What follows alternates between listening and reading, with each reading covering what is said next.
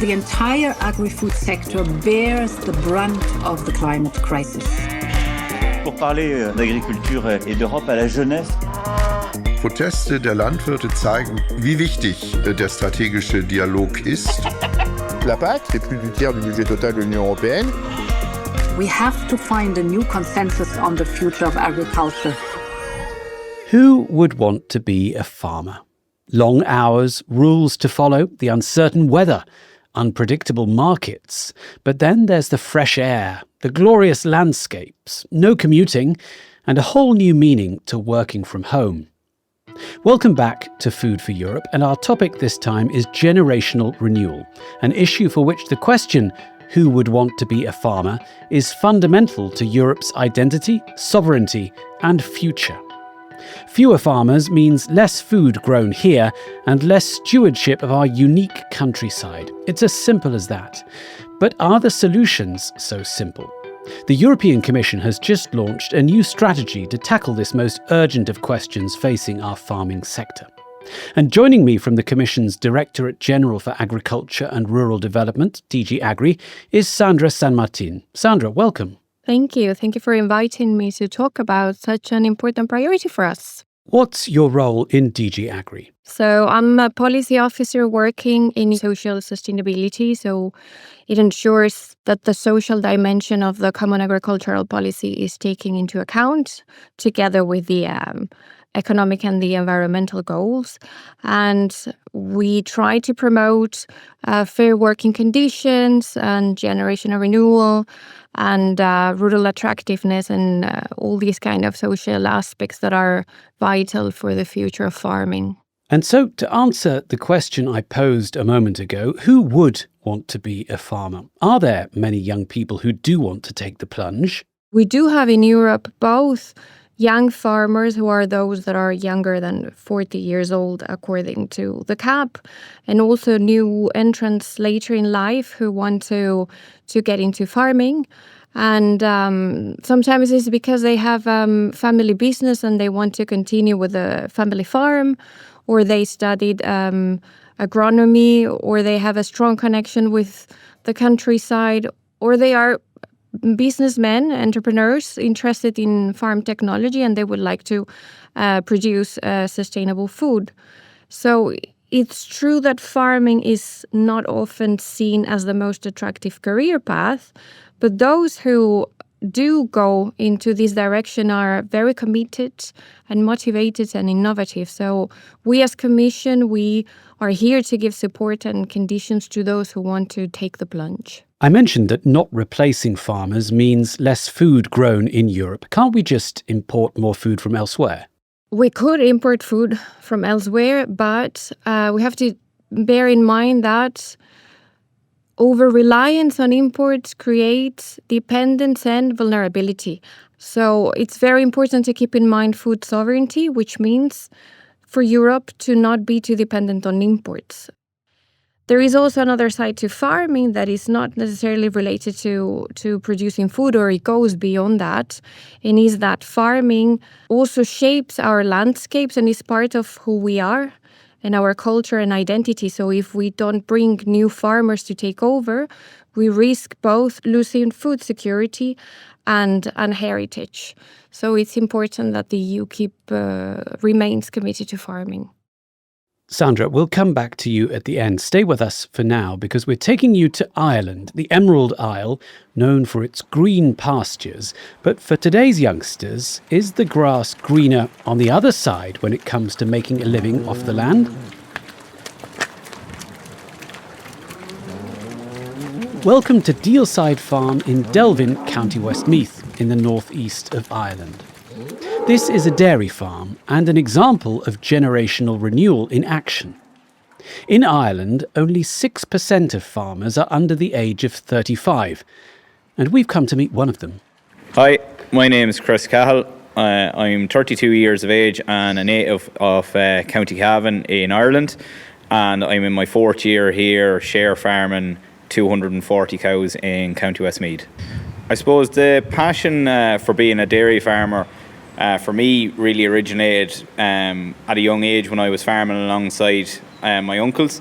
So I don't come directly from a farming background, but my two uncles would have inherited their family farms, and I would have spent as much time as possible at a young age farming alongside them, and I always really liked the lifestyle and liked working with animals and the variation within the job as well too. Armed with this enthusiasm for rural life, Chris went off to university to earn a degree in dairy business, which gave him the scientific, technical and commercial skills for farming. But as he discovered, there's a whole lot more to it than that. Some of the barriers I've faced in my own journey into farming would have been access to finance primarily. I suppose being an individual with no land behind me, I didn't have that security. So when I was going to the bank, they would only offer me unsecured finance, which was obviously at a much lower level, which I suppose made the journey into farming that little bit more difficult in terms of buying my own stock, and also I suppose getting the right opportunity. So yeah, I suppose the access to finance and the competition for land was two of the big barriers I would have faced on my own journey. These are familiar problems to any aspiring young farmer wanting to come into the profession. And it's why Ireland has a land mobility service, a subsidised, independent way to promote generational renewal by facilitating collaborative farming arrangements such as long leases, share farming and partnerships. And that's how Chris ended up able to start turning a dream into reality. Hello, I'm Tony McCormack. I'm 53 years of age. I'm farming here in Delvin County, Westmeath. This is the farm I was born onto. My father was farming before me, and I decided back, I suppose, when I was 17 or 18 years of age, I didn't want to go farming full time. So I went to college when I was about 30 years of age. I sat down with my dad and I agreed that at least a farm for the following 8 years, and I went part-time at that stage of work. I did the part-time farming, I suppose, 20 years, and then I decided that it was a bit too much to be trying to balance the two. So that's when I looked into getting into the farm partnership. And I'm in a partnership with Christopher Cahill for the last 4 years. What is a farm partnership in the Irish context? Essentially, it's when two or more farmers come together to combine their farming operations and split the profits. And for Tony, there were several motivating factors moving him in that direction. I started to look into going into a farm partnership because a number of different things kind of hit me at the one time. So I was 48 years of age, felt a biological clock hit me a bit, and I decided I was getting a bit older and I needed to look. I knew that I couldn't continue doing what I was doing, getting up in the morning and working and getting in and doing a job as well.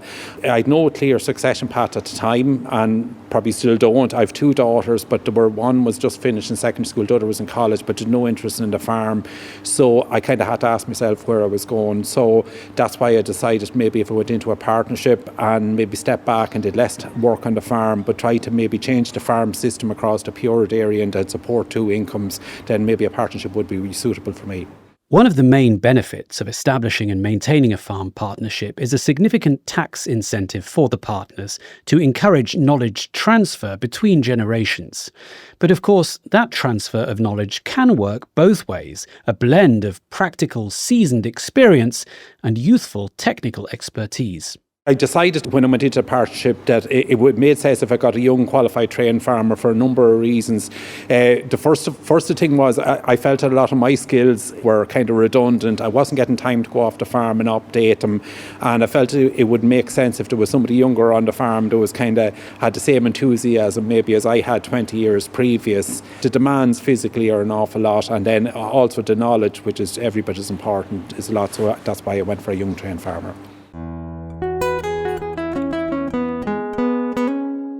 And so, how did Chris, the young agriculture graduate and entrepreneur with a grassland consultancy business, get together with Tony, the farmer whose land represented his whole life and his family heritage? That's where the Land Mobility Service comes in. My initial contact with the Land Mobility Service, I suppose, has been described to me as nearly like a dating service, but I was saying what I was looking out for, and on the flip side of that, Tony was saying what type of individual he was looking for to come into the partnership here, and thankfully we kind of clicked very early on, and the arrangement has progressed from there. But yeah, I always found the individuals in the land mobility service extremely helpful throughout the whole process. And I suppose they always wanted to see the arrangement succeed, which meant that we always felt that they were in our corner when it came to setting up the arrangement. We asked Chris what it was that made Tony choose him over several other young trained farmers that the Land Mobility Service brought to Delvin Farm as potential suitors for the partnership. Someone must have poisoned him with an awful lot of drink the night before. The aspect I thought that Tony chose in me as a partner was that I had experience of both working in the industry and had a decent understanding of operating a high-performing business. I was also running my own company at the time, and managing staff was something I was fairly competent at. And I had a good understanding of managing grass and genetics within the herd of cows as well. So that's probably the things that stood out to me. And what about the value he brings to Tony's farm today? The value I think I've brought to Tony and the arrangement here is fresh thinking and kind of new ideas in terms of how we were operating things.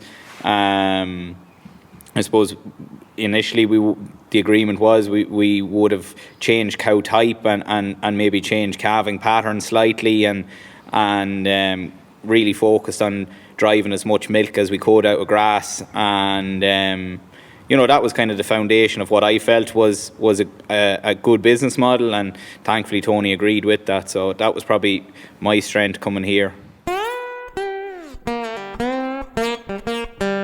What about Tony's view on what Chris brings to the partnership?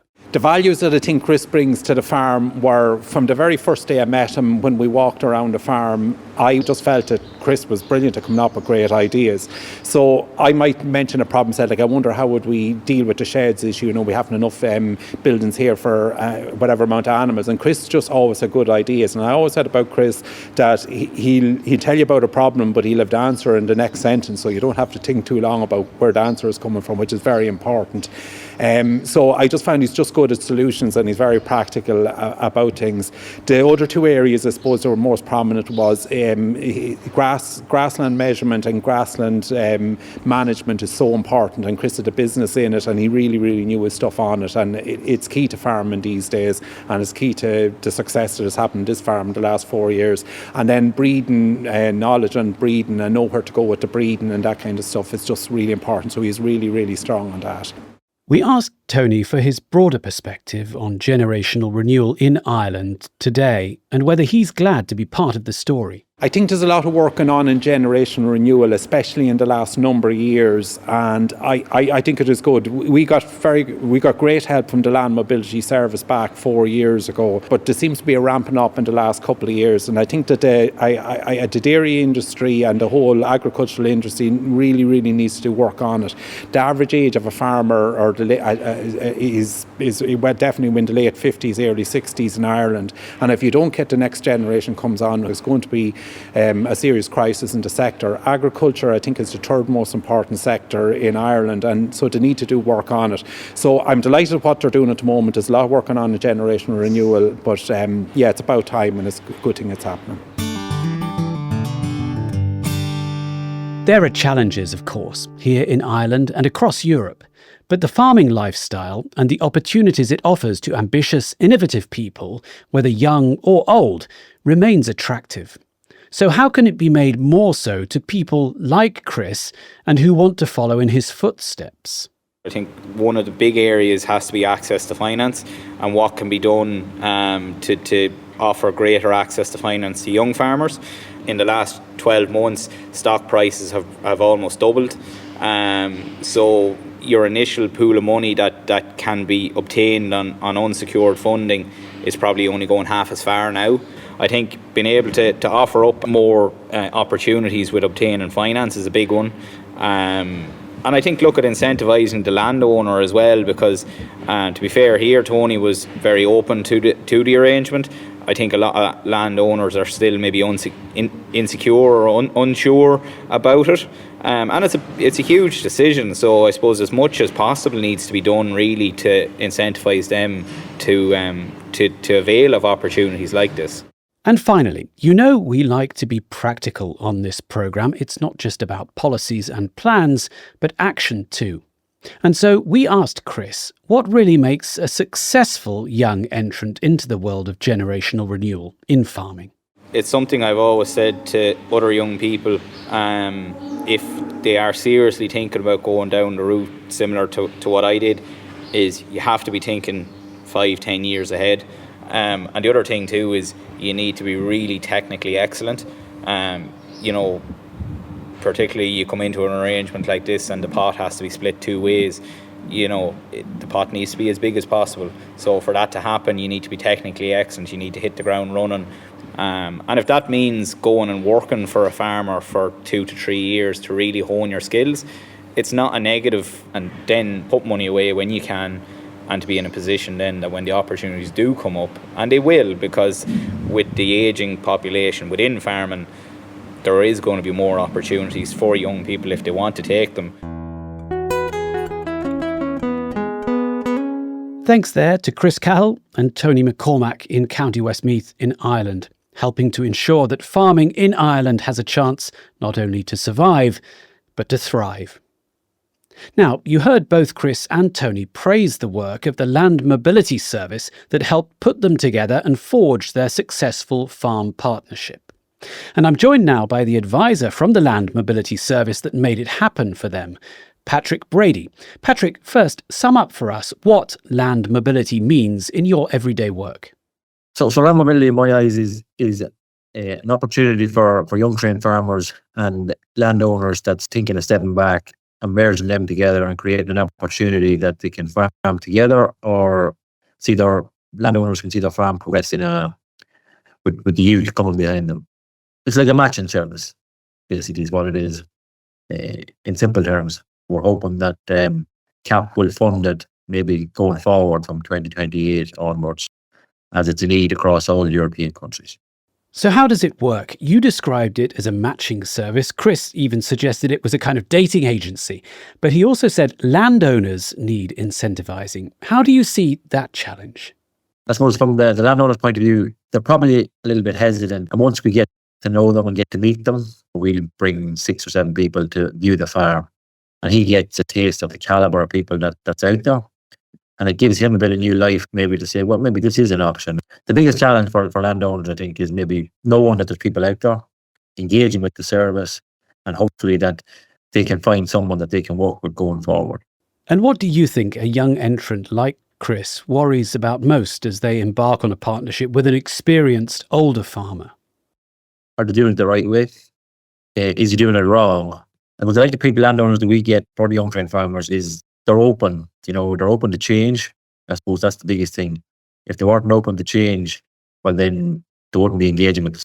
For the young trained farmer, the opportunities that's there, maybe in scale, I suppose on a shared operation, the risks are shared.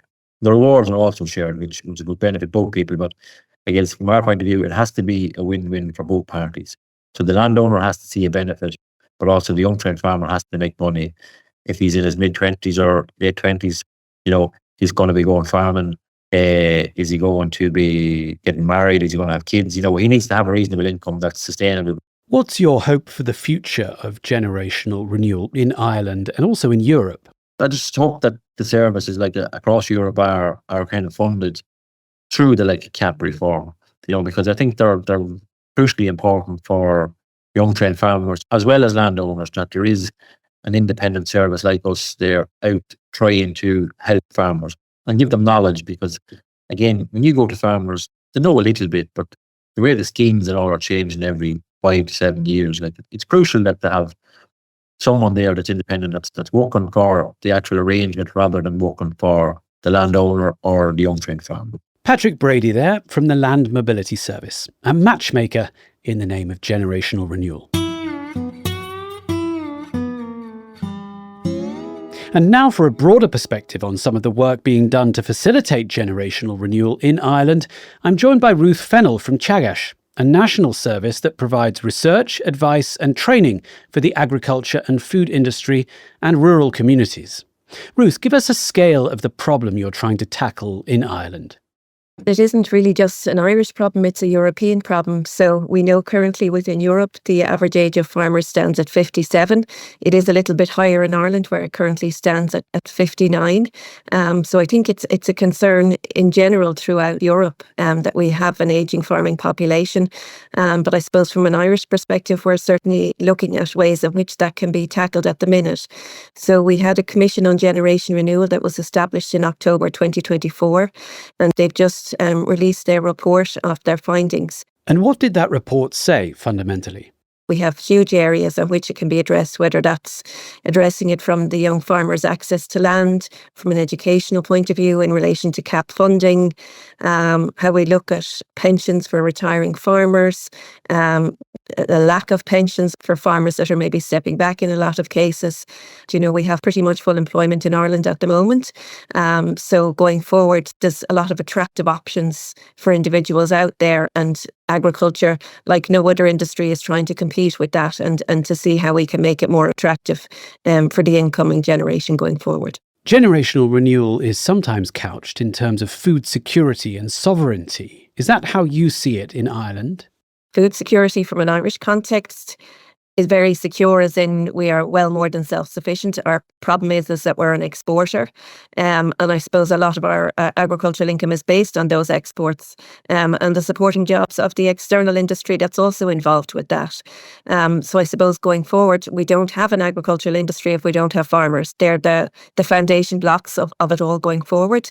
So it's vitally important that we protect those. What are the benefits you're seeing in Ireland from encouraging young people to become farmers beyond simply ensuring that the land continues to be cultivated and food continues to be produced? We also know from our information that we have is that when we bring the next generation on board, we will get a greater uptake of new technologies. We will also get enhanced environmental performance. So where a younger generation is generally more inclined to address environmental issues and to take on the environmental measures that are required to address that. And we will also generally find an increase in financial performance and also an increase in investment on farms, which should have a knock-on effect in relation to meeting our water, climate and our environmental targets as well too. But the one thing they don't have, these young entrants, is experience, and it's hard to substitute that, even with university degrees and technical excellence. I think that's why the likes of these collaborative options, where we bring a younger and an older farmer together, there's huge benefits to be gained from that.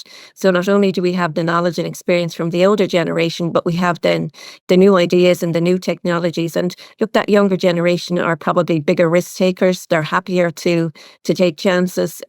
And I don't mean that in a reckless way, but they will try things that maybe haven't always been done before, and they will embrace those new methods coming forward, whereas maybe the older generation might be a little bit slower to take those up. So I think it can be a really good, where we work under collaborative arrangements and bring those two parties together. We can really get great benefit from that going forward. Finally, Ruth, land and farming are totemic concepts that are deeply embedded in Irish culture, society, and the economy too. Are they at risk from the multiple challenges facing the sector when it comes to generational renewal?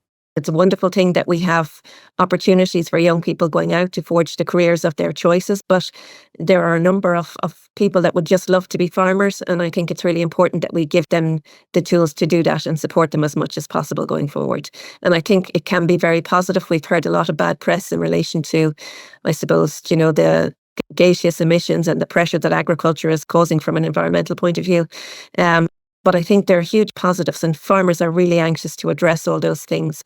And, it's a wonderful lifestyle, certainly even for a family, and that to be brought up in. And I think we have to highlight the positives, because there are so many of those going forward into the future. Many thanks to Ruth Fennell there from Teagasc. We're back in the studio with Sandra San Martin from DG Agri. Now, Sandra, the reason we're talking about generational renewal in this podcast is also because the Commission is launching this week a strategy on generational renewal. Give us the outline of that strategy. So the strategy essentially provides for a number of initiatives to address, first of all, access to land. Land can be very expensive both to buy or to rent. Sometimes there is a lack of transparency in how land transfers happen, and there is a high competition for land use from other sectors like energy or forestry. So we try to address a bit this issue. Also in accessing credit, because like with any other business, when you start, you need to make a number of investments. And for young people especially, it's very difficult to get access to this credit because they don't have collateral or because the interest rates are very high from banks that perceive farming as a risky business. The strategy also strengthens training and advice and innovation networks to make sure that farming remains professional and competitive. Also resilience through diversification. How does the generational renewal strategy tie into the approach to rural development? After all, young farmers want to know their communities are sustainable, right? We address through the strategy a very important element, which is life in rural areas, because we need to attract people that want to stay in those rural areas. And for that, we need to make sure that they have access to certain services that we give for granted in urban areas, like internet or transport connections or childcare. So we also propose a number of initiatives on that. We also discovered this correlation between the number of young farmers in a given member state and the existence of a good pension scheme for those farmers that want to retire. So in those countries where older farmers have a certain financial security after retirement age, basically a pension, there are more young farmers because they also have opportunities to take over. So the strategy also proposes actions in this regard. Sandra, thanks very much for coming on Food for Europe, and thanks to our other guests, Ruth Fennell from Chagash, Patrick Brady from the Land Mobility Service, and our farmers Chris and Tony in County Westmeath. That's all for this episode on generational renewal. Our next episode will be celebrating the 60th anniversary of the Farm Accountancy Data Network, reflecting on 6 decades of farm data collection and analysis in the EU that continues to drive forward policy making today. We look forward to your company then. The entire agri-food sector bears the brunt of the climate crisis. Pour parler d'agriculture et d'Europe à la jeunesse. Proteste der Landwirte zeigen, wie wichtig der stratégische Dialog ist. La PAC, c'est plus du tiers du budget total de l'Union européenne. We have to find a new consensus on the future of agriculture.